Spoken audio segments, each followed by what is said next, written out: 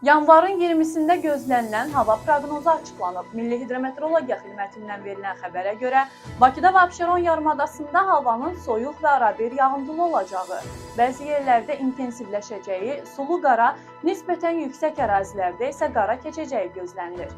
Mülayim şimal küləyi arabir güclənəcək. Havanın temperaturu gecə və gündüz 0-3 dərəcə isti olacaq. Atmosfer təzyiqi normadan yüksək 766 mm civə sütunu, nisbi rütubət 75-85% təşkil edəcək. Bəs Azərbaycanın rayonlarında hava necə olacaq? Azərbaycanın rayonlarında bəzi yerlərdə arabir yağıntılı olacağı, sulu qar yağacağı gözlənilir. Ayrı-ayrı yerlərdə intensiv və güclü olacağı ehtimalı var. Bəzi yerlərdə arabir duman olacaq. Qərb küləyi bəzi yerlərdə arada güclənəcək.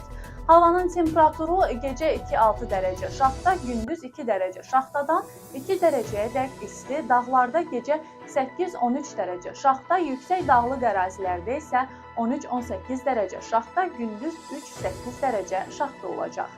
Əsasən dağlıq və dağətəyi rayonlarda yollar buz bağlayacaq.